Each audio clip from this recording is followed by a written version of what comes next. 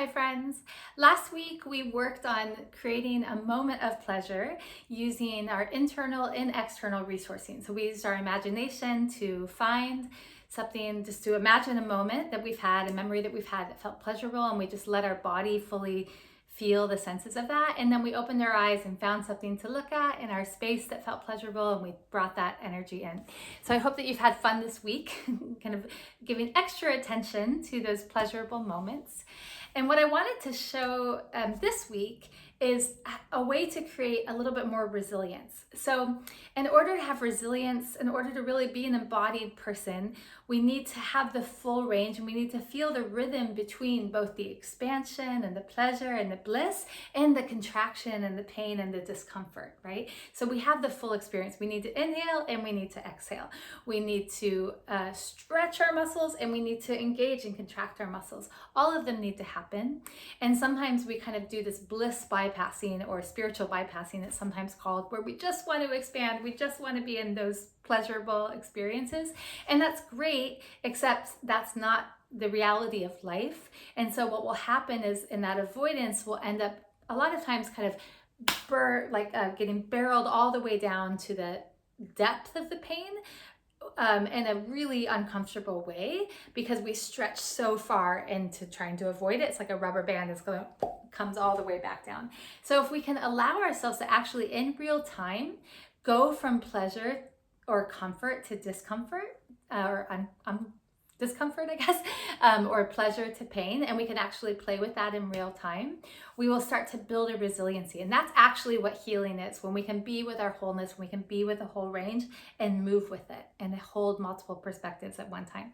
So our exercise today is going to use what we did last week, but then add something a little more to create a little more nuance and a little more resilience. If at any point if it's feeling like too much, like you're starting to shut down, and you might know you're starting to shut down by kind of your brain gets foggy, you start getting super distracted, your body starts getting really overly contracted or painful.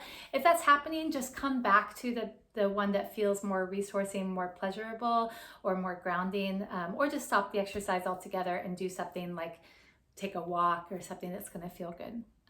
Okay, so as you're ready, go ahead and get in a comfortable seated position if you're not already. And we're going to do the same thing where we close our eyes that we did last week, and just take a moment to imagine one moment in your day or your week, or something that's pretty easily accessible in your memory, that you felt some pleasure. And again, it can be really simple, like the way that it felt to drink your warm cup of tea this morning, or it could be more extravagant, a big moment of pleasure. So with your eyes closed, just bringing that moment into your mind, and just like we did before, you're just going to use your senses really to go into the details of that moment, noticing what you hear, what you see, what you smell, potentially what you taste, potentially what kind of touch you're experiencing. So just spend maybe 30 seconds or so going into this memory, really focusing on the experience with your imagination of being in that pleasurable moment.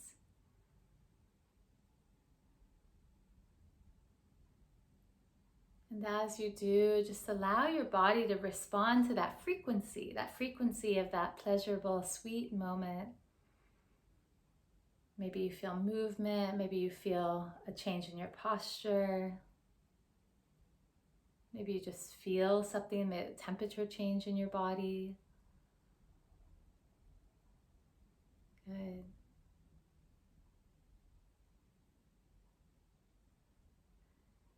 Good, and then when you're ready, go ahead and open your eyes. Just kind of take a look around your room, reminding you where you're at. And as you're looking around, just like we did last week, I want you to notice something that you enjoy looking at. Maybe you like the color, maybe it's an object someone gave you, just something that you enjoy looking at. Bring your attention there. And as you breathing in whatever that object is resonant with. So whatever it represents to you, the meaning of it, or just the frequency or the color, whatever it is, just feel the energy as you breathe in, coming into your body. And as you exhale, just settling into your body. Good. And then as you're ready, we're going to move on. So close your eyes again.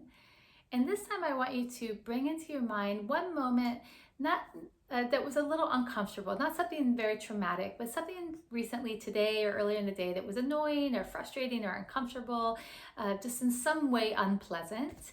And again, bring that moment into your mind and get really detailed. Go into your senses. What were you seeing? What were you hearing? What were you, if anything, was you were smelling or tasting or touching? What was your body doing in that moment? What was the posture? Just get really clear into that moment of discomfort.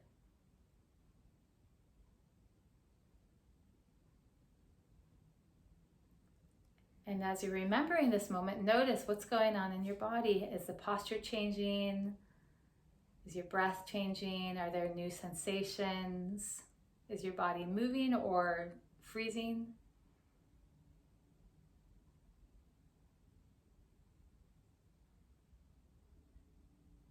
Good. And then go ahead and when you're ready and open your eyes and look around and let your eyes land this time somewhere in the room on something that you aren't so happy with. Maybe like I'm looking at a little mess of towels on the ground. So something that you're like, not maybe a color you don't like as much or something in your room that's just not as pleasant. You know, you don't enjoy as much. And just look at that. And as you breathe in, taking the energy of that in. And exhale, letting that energy of that, whatever you see that's not so pleasant, that's a little uncomfortable, coming into your body, settling in your body. Good. And then switch to whatever it was that you were looking at that felt good. Or if you could close your eyes and go back to that first memory. So either way, either external or internal, go again to the pleasant, the more pleasurable one.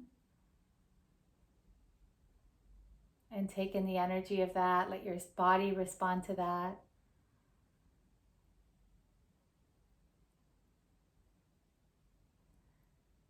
And if it felt pretty activating to go to the challenging or uncomfortable one, just stay here on the one that feels good. But if it felt okay, go back to the what you look at, or go back either internally or externally with your memory or with your eyes. Go back to the one that didn't feel so good. And go back and forth a couple of times. Like, oh, breathing in the energy of the uncomfortable thing that you're seeing or the uncomfortable memory, and then breathe in the energy of the thing that's really pleasant and pleasurable to look at, or pleasant and pleasurable to remember. And just feel, what is that rhythm or flow between being able to have the awareness of both of these experiences and let your body go into the range of expansion and feeling good and maybe a little discomfort and feeling not so great. And after you've done that a few times, just again, close your eyes, do a little scan, and just notice what you're feeling now.